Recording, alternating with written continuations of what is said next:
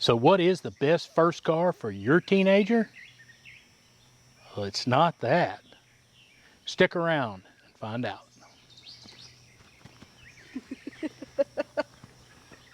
Give to you the 99 Camry.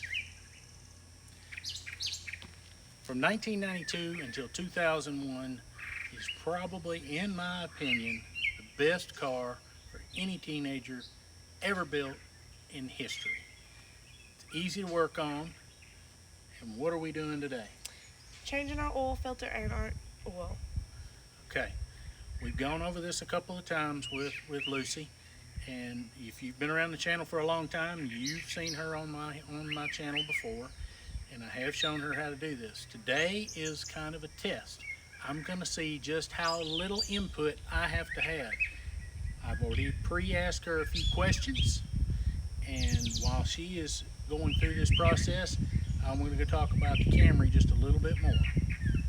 All right, so why do I say that this is probably one of the best cars that Toyota ever built, and probably one of the best cars that your teenager could own even today in 2022? These cars are plentiful. There's still a lot of them around. You can still find them to where they were grandma fresh, one owner cars. It takes a little looking, and they have gone up in value and they have gone up in price.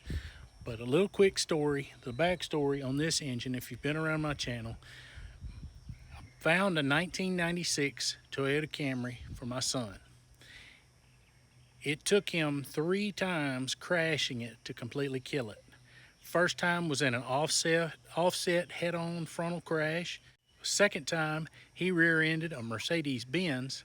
And the third time, and what it took to finally kill that 96 Camry, is he slid head-on into a brick embutment driveway enclosure. That's what it took to finally kill that car. All 3 times, he was okay. The third accident, he was a little more sore than the others, but the car kept him safe. The car did exactly what it was supposed to do. And even after smashing and shortening the front end of that car by a foot, all the doors opened and closed on that car. So that is why I say it is probably one of the best cars for a teenager on the planet, hands down. Now, a little quick refresher and recap on this car. This is a car I bought. My dad found it down in Pensacola, Florida, brought it here to Mississippi to me. It cost $600 for the purchase of the car, plus the cost of the trailer to get it up here. I was able to take that engine out of that wrecked 96 and do some swap over of a few parts, and I was able to put it into this 99 Camry. One more time.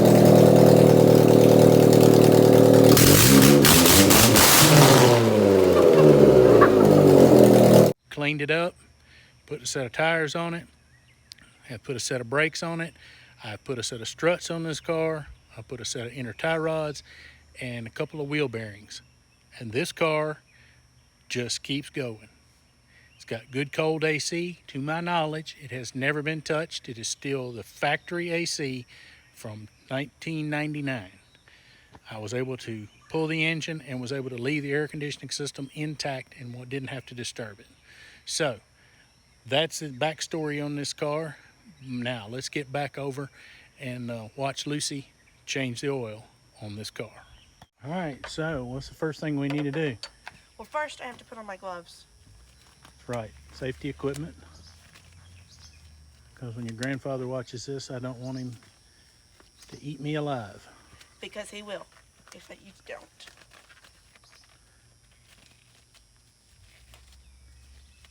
Not a particularly graceful application.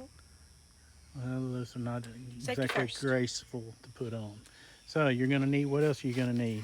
Kind of forgetting something. The drain pan. Yeah, you kind of need to take the drain pan with you.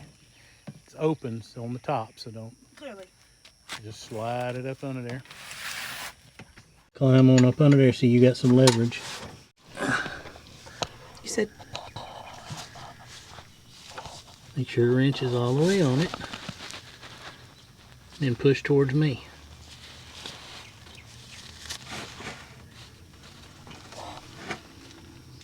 Did it turn? No.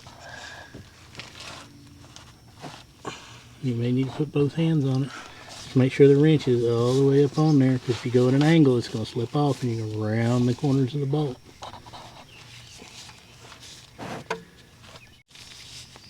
Keep it straight. I'm trying to. There you go. You need more leverage? Probably. Try one more time using both hands. Really push, like you mean it. It's about as hard as I can push, Dad.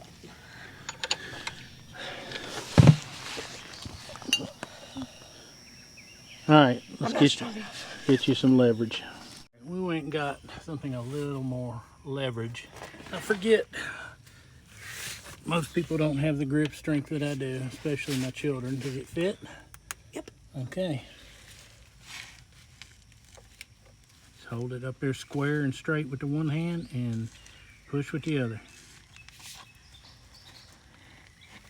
There. Give it a couple of turns with the ratchet. Alright, and you ought to be able to take it out by hand now. And just remember, you might want to get your hand, remember this part where you might want to get your hand to the side? Yes, because we have this part on film. Well, you're right where the oil is going to pour into the palm of your hand. Well, it's not ready to pop yet, Dad. Just try not to drop it into the pan.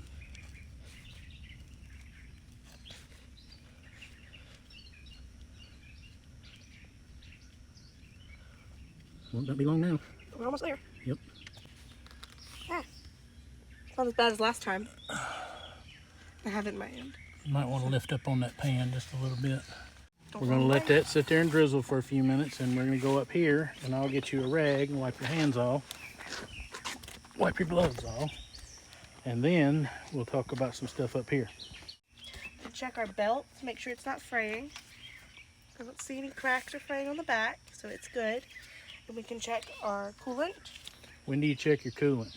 once a week. And what else? You should also check your oil once a week, and our coolant is at the right level, so it is fine. Okay, but what I'm trying to get from you is, at what time should you check your coolant? After you've cranked it? Before you've cranked it. Very good. Now, I'm notoriously bad for getting this cap back on, so. But that's okay. You know how to get it back on, and so you know when it's on right. That's all that matters. I think that's it. That looks like it. Wow, that's the fastest I've ever gotten it. Very good. And we can check for any oil leaks, and we have one that we have already spotted that we are keeping an eye on. You can see it right there. Yep, what is that? You remember? No, I don't. It's the valve cover. There we go. All right, what else are we looking at? We can look at our battery and make sure that there's no corrosion and that everything is down tight and that we are properly secured.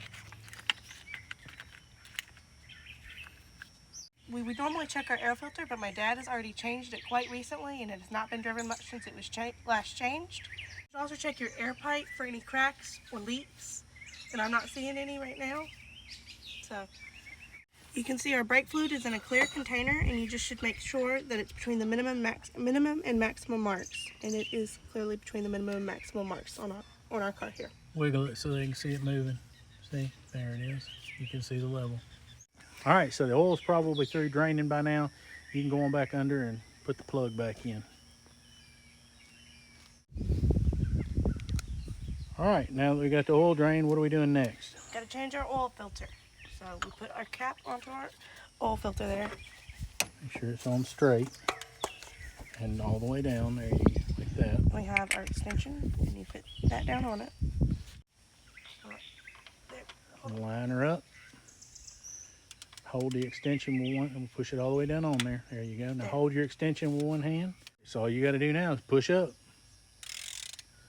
Okay. You should be able to loosen it by hand from here and just see what happens. This is not one of Toyota's better designs, I will say, on this oil filter. See how much oil is going to dribble out of it. Just hang on to it. Ah, Yeah, to hang on to it. There you go. there we go. Well, it actually must have drained all back into the block. Well, many times you end up with a goobered up mess. I'll take that. Thank you. All right, well, your other oil filter is right there. All right, so you got your oil filter. You got a little oil on your glove still. Okay, go and take your filter out of the box and take your oily finger and run around the seal, the rubber seal. You want a little bit of oil on it. All right, that's probably enough. It doesn't take a whole lot. There. All right, See the shine. and go ahead and spin it around. That's loosened, remember? Righty, tighty.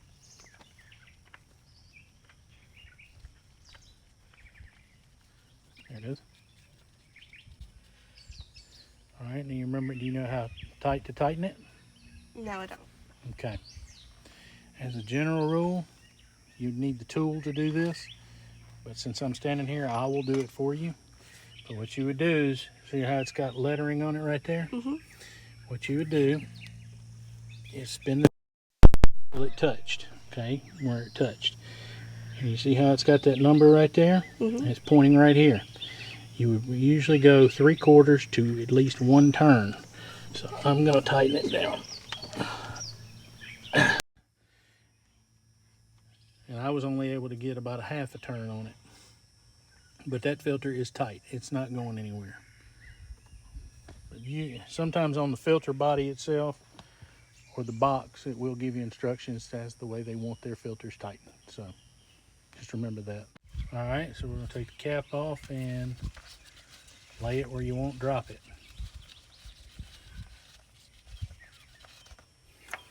And lay it right up there. There you go. All right, take your oil out there because you take your oil out there because you've got a foil. Set it down on the ground. You got a little foil piece on top you're going to have to perforate or peel off.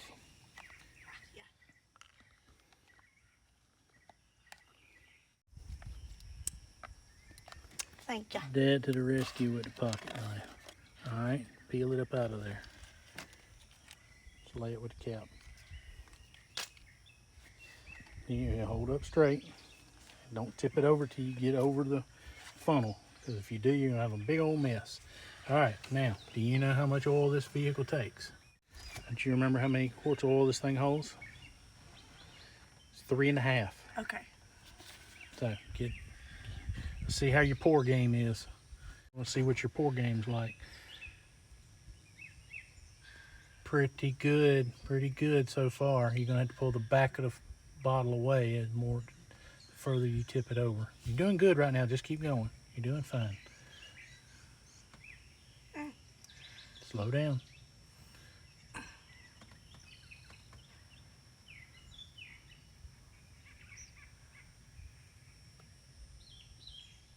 Let me look and see how much I poured. All right, you need to put it up where it's level. How's that?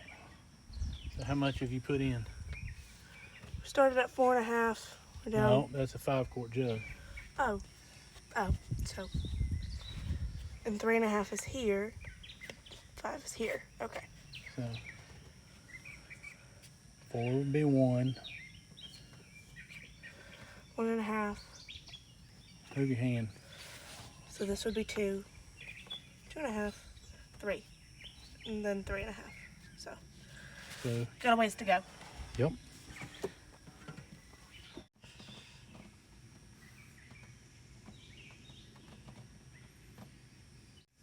All right, check, see how much oil you get. Okay. Needs Hold to on, be I'm down. counting. Needs to come down to the 1.5 mark. You got another 1/2 quart to go. I'm gonna put it. I'll take it. Thank you.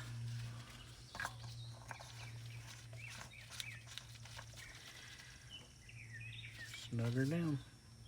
As tight as I can get it. There you go. All right, so you can slip your gloves off now and go in there and crank it up, and then you want to make sure the oil light goes out, and then sweaty hands. It's that time of the year, but you want to make sure that your oil light goes out within 10 seconds, and then You immediately want to come around here and look at your oil filter and make sure it's not leaking. Okay. All right. All lights off. So, good to go? All right. No, come on out here. Oh, yeah.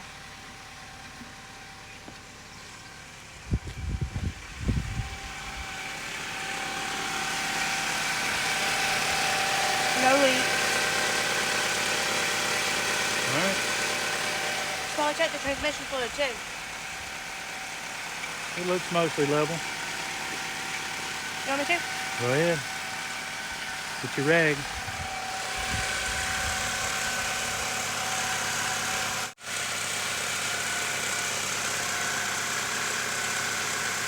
Looks like we're good to me. Good. All right, so there you go. Oil change is complete. You think you can do it by yourself next time? Probably.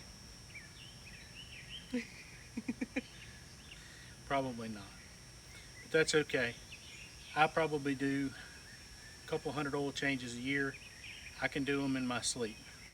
But it's important that we teach our kids how to do this stuff because we're not on all electric yet. So, thanks for coming by the Real World Garage. And until I can get out a new video, why don't you go watch another one coming on the screen right now.